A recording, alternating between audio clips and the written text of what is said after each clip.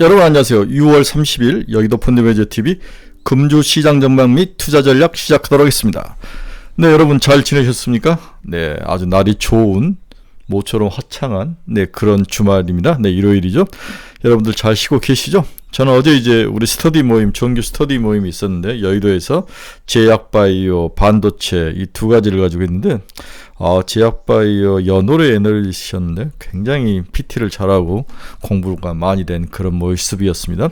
네, 반도체도 굉장히 좋았습니다. 향후에 역시 하이닉스에 대한 지속적인 그런 선호도, 그 다음에 삼성전자의 기술적 반등 정도, 그 다음에 소부장들도 올라갈 수 있다, 이런 것들을 가지고 해봤는데 굉장히 유익한 시간이었던 것 같습니다. 이번 주는 이제 6월 말과 7월 초로 걸쳐가는 그러한 징검다리 주간이죠.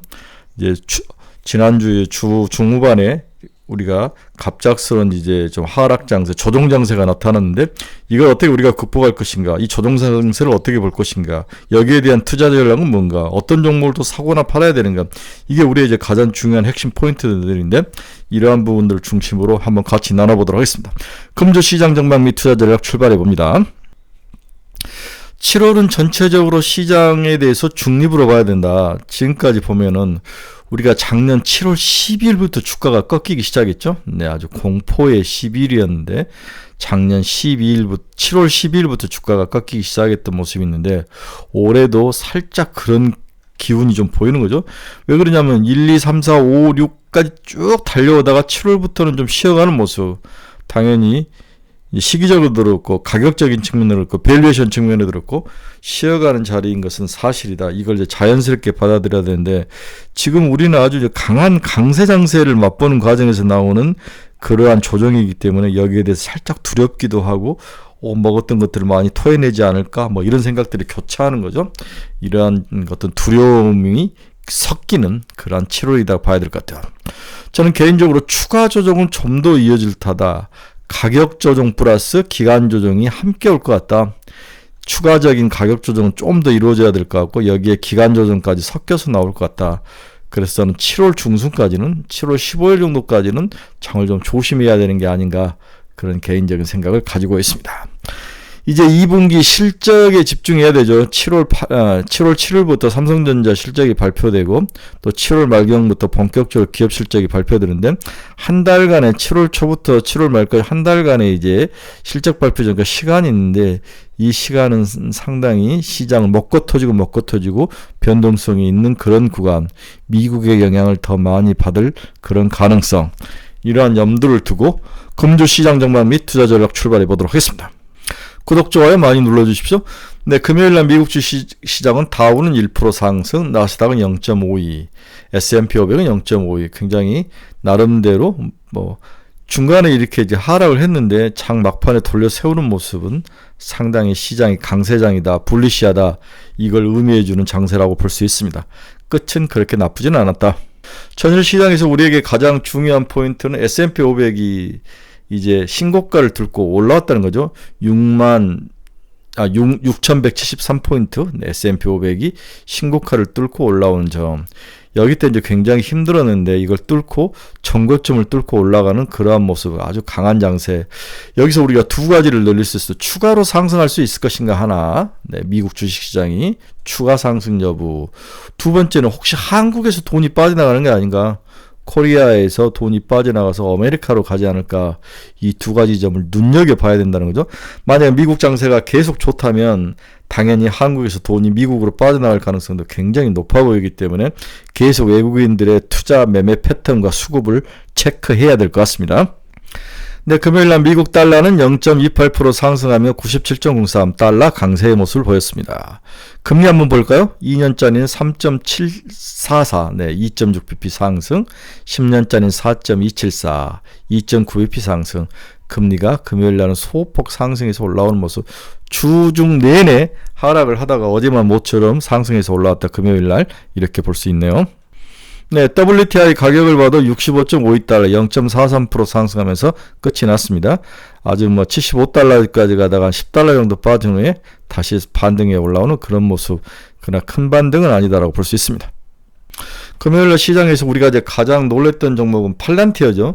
팔란티어가 갑자기 9.37%나 하락을 해서 130달러까지 올라왔는데 내용을 보면 뭐 다른 거 없어요. 러셀이 2000 지수에 있다가 러셀 1000 지수로 이동을 하면서 러셀 2000을 추정하는 수많은 펀드들이 팔란티어 주식을 매도하는 상황이 발생했다. 집단적인 매도 압력이 팔란티어 주가 하락을 이끌었다. 이 정도죠. 또한 팔란티어 시가총액이 증가하면서 대형주로 분류되는 것이 자연스럽게 이루어졌고 이 과정에서 일부 투자자들도 추가 매도에 나설 가능성이 있다. 이익 실현이라는 거죠. 따라서 인덱스 재분류로 인한 프로그램 매도와 더불어 시장 심리에 부정적인 영향을 줘 주가가 폭락이 커진 것으로 해석할 수 있다. 이렇게 이해를 하시면 될 것 같습니다. 최근에 이제 엔비디아 실적이 계속 주가 움직임이 좋은데 금요일 날도 엔비디아는 2.73% 상승한 157달러, 이제는 170달러를 향해 가고 있다. 반면 테슬라는 0.66% 하락해서 323달러에 끝을 냈습니다. 테슬라는 이러다 300달러 깨지게 생겼습니다. 네, 금주 시장 전망을 한번 봅시다. 첫 번째, 한국 시장 조정은 길어지는가? 이게 이제 가장 큰 우리들의 주제죠. 첫 번째로 외국인 매도세가 나타나기 시작했다. 지난 한 달 약 4조 이상 매수를 보였던 외국인들이 1.5조 지난주에 팔면서 매도로 돌아서는 모습. 매도 사유가 여러 가지 있겠으나 요약 정리해보면 한국 시장이 그동안 급격한 상승으로 고밸류에이션으로 한 이익 실현, 그리고 미국 주식시장 상승으로 인한 매력 포인트의 변화, 또 최근 미국 주식시장 전고점을 뚫고 상승하는 모습이 나타나며 외국인들의 시각이 한국에서 좀 빠져나가서 미국으로 다시 가는 모습이 관찰이 되고 있다. 이게 첫 번째 원인이라고 볼 수 있는 거죠. 그래서 지난 1개월 동안 외국인이 3조 2천억 정도를 샀는데 지난 1주 동안은 1조 4천억을 파는 모습, 이게 코스닥에서 나타났다는 거죠. 그래서 이게 왜 한국에서 팔고 나가는 트렌드가 지속적일 건지 아니면 일시적인 건지를 이번 주에 굉장히 너버스하게 체크를 해야 된다. 한국이 매력적이었다가 미국이 이제 전쟁에서도 승리하고 그 다음에 여러 가지 상황으로 매력적 포인트를 보여준다면 돈이 한국에서 미국으로 흐를 가능성도 있기 때문에 굉장히 주의 깊게 봐야 된다고 여러 번 말씀을 드립니다. 네, 한국 코스피 PER이 1.1배까지 오는 고평가 영역. 1배 넘으면은 일단 좀 올라왔다는데 아직까지 고평가는 아닌 것 같아요. PBR로 봐서는 전에 아직 1.1배와 1배 사이에 있기 때문에 저는 1.2배 정도까지는 충분히 갈 수 있는 게 아니냐 그런 생각도 해보는데 봐야 될 것 같아요. 자, 앞에서도 이야기했지만 최근 미국 주식시장이 매력적인 이유는 S&P 500이 전고점을 뚫고 역사상 최고가를 이룬 이유 중에 첫째는 전쟁 승리의 자신감이죠. 그리고 전쟁 승리로 불확실성의 해소. 두 번째는 금리 인하 가능성이 스물스물 시장에 나타나죠. 과거 연준이 금리 인하를 검토했던 시기를 보면 미국 경기 선행지수가 YY로 마이너스 3%대 이하였을 때 금리 인하 가능성을 검토했다는 거죠. 지금이 그런 시기이다. 지금이 경기 선행지수가 마이너스 4%까지 내려와 있는 거죠. 따라서 기존에 여러 가지 물론 금리를 인하해야 될 지표들이 많이 있는데 경기 선행지수로 봤을 때도 금리 인하 가능성 카드가 있다. 연준이 기준금리 필요성이 높아졌고 시기가 임박한 상황이다라고 보는 애널리스트들이 많습니다. 저도 동의한 면이 있습니다. 미국 경기 동행지수도 선행지수의 6개월 후행하는데 2025년 2분기 경기 선행지수 하락 전환 감안 시 7월부터 동행지수 부진이 예상이 되고 있다. 확인은 9월 정도나 가능하고 먼저 선행지수가 하락하고 동행지수가 6개월 후행하는데 이 후행지수도 9월 정도면은 확인이 가능하다는 거죠. 여기에 이제 트럼프가 총구를 뭘로 돌립니까? 관세전쟁으로 돌리죠. 네, 관세전쟁의 승리를 위해서는 금리 인하하고 감세 이 두 가지가 반드시 뒷받침이 돼야 된다는 것을 트럼프 우리 일기 때 봤고 트럼프 정부는 이걸 분명히 인식을 하고 있는 것 같아요. 지금 베센트가 7월 8일 날 우리 관세 첫 번째 유예 기간을 연장해서 9월로 가는 것 같은데 여기에 대한 이유는 밑작업이 좀 필요하다. 그 중에 핵심은 이미 감세 정책은 시장에 이제 상원 의원 통과만 남겨놓고 있는데 하원 의원 통과만 남겨놓고 있는데 여기에 금리 인하에 대해서 계속 파회를 공격하고 모조리라고 이야기하고 이러한 금리 인하가 7월에도 있을 수 있지 않을까. 7월이 좀 힘들면 9월 정도.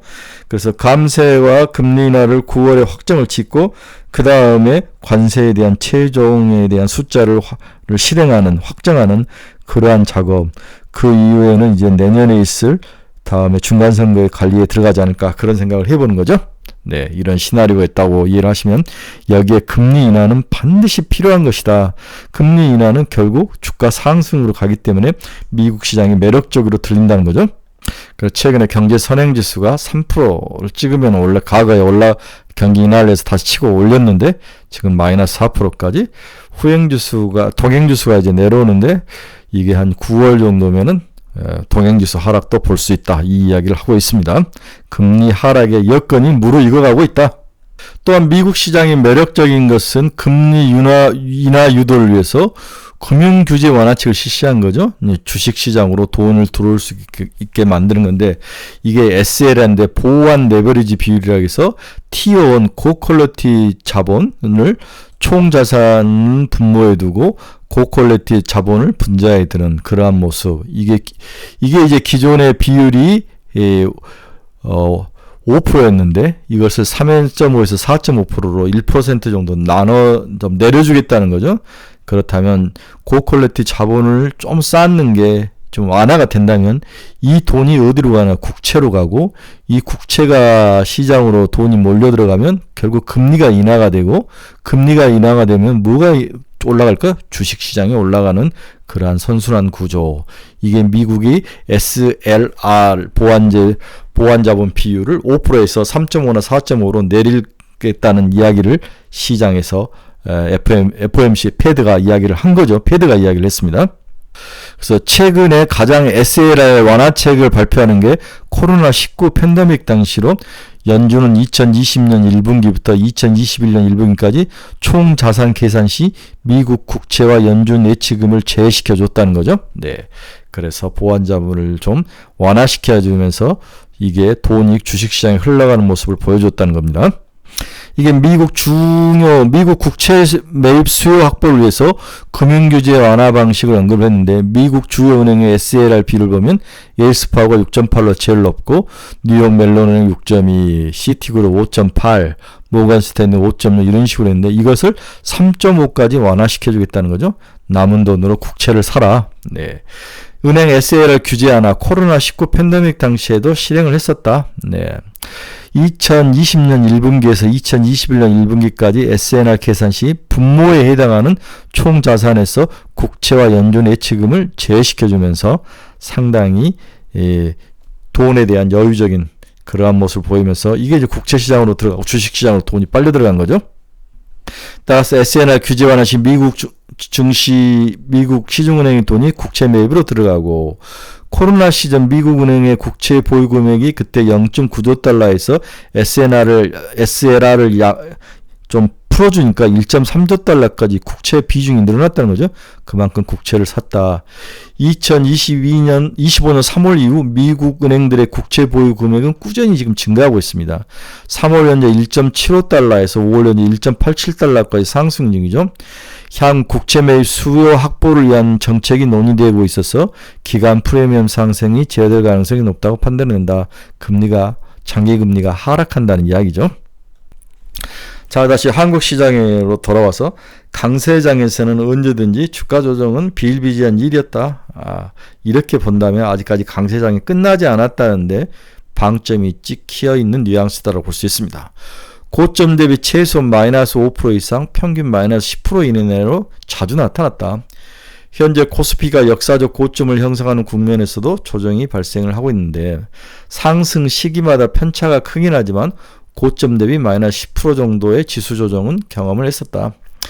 2020년 9월 가장 짧았던 2주 조정, 2011년 1월에서 3월 가장 길었던 2개월 조정, 2007년 7월 서프라임 모기지 부각으로 급락했던 거에 대한 그 조정이 나타났던 거죠. 네. 그때는 가장 길었다고 볼 수 있는 서브프라임 모기지 7월. 네. 향후 7월 9일 미국 관세 유예 종료, 7월 8월 실적 시즌 등 지수 변동 확대 요인 등으로 인해서 하락 요인은 많이 있다. 하지만 조정은 짧을 것 같고 평균 10% 내로 그렇게 이번 조정장은 길 것 같지는 않다. 하지만 이번 주와 다음 주 7월 중순까지는 시장이 지수가 크게 상승하기는 어려운 모습이죠. 좀 에너지를 축적하고 앞에서 이야기했지만 가격 조정이 좀 더 진행되고 동시에 기간 조정도 필요한 상황이다라고 본다면 이번 주에는 상당히 보수적으로 시장을 보고 쫓아가지 말고 자기 주식에 대해서 이익에 대해서 또 순환매로 돌아오면 조금 팔아서 현금을 마련하는 정도, 그 다음에 실적 발표 시즌 전에 본격적으로 7월 말부터는 이때 집중적으로 매수하는 게 어떨까 이 생각을 하는 거죠. 그래서 강세장에서도 지수 조정은 항상 발생을 했다. 고점 대비 마이너스 5%에서 평균 10% 정도 발생을 했습니다. 2007년 상승 국면에서는 가격 조정이 18%였네요. 이때가 아마 서브프라임 모기지, 아까 앞에서 말한 서브프라임 모기지가 아니었던 것 같아요. 2021년 상승 구간은 약 마이너스 9% 정도의 조정. 2017년 상승 구간에는 2017년 7월에서 8일 두 달이었네요. 네, 5% 정도. 이때가 11년 1월에서 3월까지 2개월로 가장 길었고 2020년 상승 구간 9월 한 달 동안 마이너스 7%, 평균 마이너스 10%이고 기간은 보통 1.5개월 정도 보면 된다. 조정이. 그래서 7월 말까지 약간 저는 7월 중순 정도로 봤는데 이번 아주 급격한 아주 대운의 장세기 때문에 한 15일 정도 2주 정도의 조정이면 충분하지 않을까, 한 달 정도도 길다 이렇게 본다면 7월 중순까지는 우리가 좀 조심하자라고 봐야 될 것 같습니다. 자, 그러면 가장 중요한 것은 무엇을 사야 할 것인가. 강세장이면 주도주가 변하지 않는다. 그러니까 무슨 말이냐면 강세장에서 일시 조정 장세가 왔는데 조정 이후에도 기존의 주도주가 변함이 없었다는 거죠. 과거 예를 보더라도 코스피 고점 경신 국면의 특징은 주도주 업종의 변화가 없었다. 네, 굉장히 중요한 사실이죠. 유동성 장세에서 지금은 실적 장세로 돌아가는데 여기에 대한 대비도 필요한 전략, 종목 선별, 섹터 선별이 필요하다. 과도 주도 업종 탄생과 소멸은 모두 이익 사이클 국면과 굉장히 설명을 함께한다. 이익이 계속 증가할 때는 강세장의 모습을 보이고 이익이 꺾일 때부터는 하락을 하기 때문에 이익에 대한 실적에 대한 포인트를 굉장히 세밀하게 봐야 된다는 거죠. 유동성 장세는 실적 장세를 기대하며 업종을 선별하기 때문에 이익 사이클이 코스피 레벨업 장세에서는 주도 업종을 결정하는 주요 변수가 될 것이다. 네, 이익 사이클. 사실 그렇죠. 기계, 방산, 조선 모두 다 기대감 플러스 실적이 뒷받침되는 종목들이 시장의 리더가 되지 않습니까? 그런데 이제 기대감들은 모두 1분기에서 실적을 한번 맛을 봤고 2분기는 더 좋아질 거라고 기대감을 넘겼고 그 사이에 기대감이 더 크게 형성이 됐고 이제 2분기에서 실적으로 숫자가 증명된 애들은 3분기, 4분기에도 리더의 모습을 가지고 추가로 상승하면서 시장의 리더가 될 것이다를 이야기하는 거죠. 그래서 2007년과 2011년 주도 업종을 봤을 때 화학이 그때 주도 업종이었는데 이익 사이클과 기준 성장이 상당히 동행하는 모습이 나오더라. 네, 주도 업종은 이익의 함수라는 거죠. 꼭 기억을 하시기 바랍니다. 자, 그래서 이번에 이제 우리가 생각해야 될 건 첫 번째 반도체다. 네, 반도체는 좀 우리가 생각을 해서 준비를 해야 되는 게 아닌가 그런 생각이 들죠. 네. 2024년 코스피 내 SK 하이닉스 순이익 비중이 11%에서 2025년은 15.3%까지 상승하며 삼성전자 15%를 넘어설 것으로 예상이 되고 있습니다. 굉장히 중요한 말이죠. 그러나 2026년 수익 비중은 SK 하이닉스가 12.1, 삼성전자는 14.8, 삼성이 또 이걸 역전시킬 가능성이 있다. 따라서 삼성은 하반기에 기대주다. 그래서 2분기 실적 3분기까지는 SK 하이닉스의 시대이고 3분기 넘어서는 삼성의 시대이지 않을까. 하반기에는 2025년, 26년 전망치 기준으로 순이익 비중이 꾸준히 높아질 수 있는 IT 중소형 업종에도 관심이 필요하다. 소부장이라든지 전방산업인 SK하이닉스와 삼성전자가 실적이 굉장히 좋게 돌아선다면 그 밑에 있는 IT 소부장과 중소형주에 대해서도 관심을 가져야 된다. 대표로 HPSP, 그렇죠? 리노공업, 그 다음에 이오 테크닉스 이런 종목들을 봐야 되는 거죠. 네, 그런 종목들을 봐야 될 것 같습니다. 네, 삼성전자하고 SK하이닉스하고 올 1월 1일부터 보면은 SK하이닉스는 퍼 7배에 42.4% 상승했고 삼성전자는 퍼 12.7배에 8.8% 상승한 거죠. SK하이닉스의 완승이다. 이게 과연 언제까지 갈 것인가? 이게 이제 핵심인데 3분기, 4분기 추가로 계속 갈 것인가? 아니면은 삼성전자가 역전을 할 것인가의 문제인데 일단 2분기 실적에서는 SK하이닉스가 완승을 할 것 같다. 따라서 하이닉스에 대한 그 매출 비중, 영업이익들을 고려해서 방점이 찍히지만 그러나 주식은 6개월 선반영하는 측면이 강하기 때문에 2분기 실적에서 삼성이 좀 힘들면 그때부터 사는 것도 나쁘지 않을 것 같아요. 좋으면 팔고 항상 나쁘면 사는 것 같은데 삼성의 반격도 만만치 않다. SK하이닉스는 HBM3E를 잘 통과하고 4까지 가는 모습을 보이는데 삼성전자도 HBM3, 4까지 지금 벌써 이제 기술은 가 있는데 수율이라든지 발열의 문제 이런 것들이 굉장히 문제가 되는데 저는 여기서 여러 번 이야기했죠. 우리나라의 소버린 AI, 하정우가 이끄는 소버린 AI, 이 AI에서 결국은 우리가 엔비디아가 우리에게 GPU를 주지 않을 거 아닙니까? 그렇죠? 그럼 삼성에서 남아도는 이 HBM3 좀 후진 것을 갖다가 만든다면 충분히 삼성 좋고 우리나라도 좋고 소버린 AI에 대해서 우리가 기대감을 가질 수 있다. 소버린 AI가 삼성전자를 구원을 해준다면 하반기에 우리는 3,500, 4,000까지도 충분히 갈 수 있는 그러한 포인트가 될 것이다. 삼성전자가 돌아서야 이 장이 4천 간다고 여러 번 이야기해드렸죠. 저는 이런 면에서 우리나라가 짱구가 아닌 이상 삼성전자와 우리나라 소버린 AI가 삼성전자의 HBM을 사주는 그러한 프로젝트는 분명히 있을 것이라는 생각을 해봅니다. 믿으셔야 됩니다. 그래서 저는 삼성전자를 8만원까지 본다. 지금부터 사야 된다라고 이야기를 하는 거죠. 다음에 HPSP, 네, 수소 어닐링으로 깨끗이 뭔가를 청소해주고 뭐 이렇게 해주는 그러한 그 모습인데 제품인데 계속 주가가 하락을 했죠. 그러다가 최근에 2만 원 이하에서 다시 2만 8천 원까지 올라오는데 전고점 3만 5천 원까지는 한번 갈 수 있지 않을까. 그래서 일단 소부장에서는 HPSP를 한번 여러분들에게 좀 소개를 해드린 거죠. 2조 3천억인데 최소한 3.5조까지 갈 수 있다. 네. 그 다음에 EO 테크닉스 같은 종목들도 한번 눈여겨봐라. 이렇게 여러분들에게 말씀을 드립니다. 자, HPSP는 1분기 매출액이 369억, 영업이익이 187억, 컨센서스 200이 하이한 실적을 발표했다. 그러나 현재 수주자원과 하면서 2분기에는 1분기 대비 확실하게 개선된 실적을 기록할 전망이다. QOQ로 3에서 40% 이상 매출액 성장이 기대되고 올해는 상반기와 하반기에 플럭츄레이션이 크게 없을 것으로 보인다.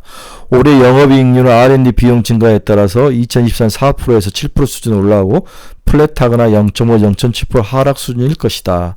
이러한 것들 미래 먹거리도 있고 영업이익도 1분기보다는 2분기가 확실히 좋아진다면 한번 사볼만 하다.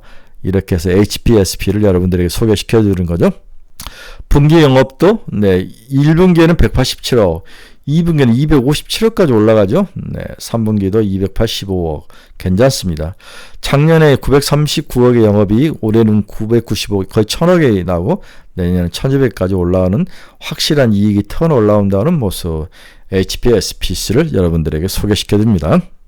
뭐 나머지는 소프트웨어라든지 미디어 건설, 그 다음에 이번 주에 우리가 투자할 만한 종목은 저희 카페에 제가 오늘 아침에 새벽에 올려놨으니까 저희 카페에 들어와서 나머지 종목들, 추천 종목들을 한번 쭉 살펴보시기 바랍니다. 자, 다시 한번 일정을 보면 이번 주에는 7월 초이고 다음 주에 이제 7월 6, 7, 8 삼성전자 실적 발표, 관세 유예 종료, 상법 개정 통과 이러한 것들이 있는 중요한 올이기 때문에 이번 주, 다음 주는 좀 보수적으로 시장을 보자 이렇게 말씀을 드리는 거죠. 네, 이번 주에는 굉장히 좀 뉴트럴하게 보자. 시장을 그렇게 확신적으로 공격적으로 보지 말자.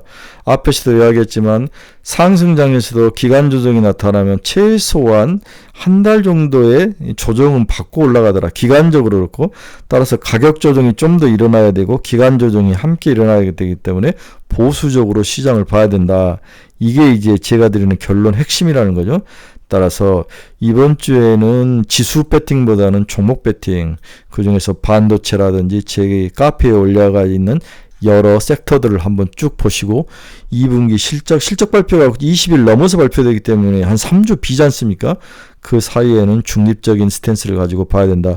그리고 지속적으로 자기가 가지고 있는 종목의 실적이 어떻게 될지를 계속 찾아보고 연구하고 비교해보고 또한 한 가지 더 한 발 나가서 미국에 내가 가지고 있는 종목과 비슷한 피어 그룹이 어디 갔는지를 찾아보고 그들의 지금 주가 모습은 어떻게 되는지를 반드시 찾아봐라. 이렇게 강력하게 이야기를 해드리죠. 네. 여러분 중에서 투자의 방향성을 잃어버리신 분들, 종목 상담이 필요하신 분들, 관심 종목이 필요하신 분들은 저희 카페 주소 치고 들어오시기 바랍니다. 여기에 많은 정보와 소스가 있습니다. 제2의 SAMG 엔터에 대한 종목도 있으니까 한번 보시기 바랍니다. 여러분 감사합니다. 내일 새벽에 뵙도록 하겠습니다. 즐거운 한 주 되십시오.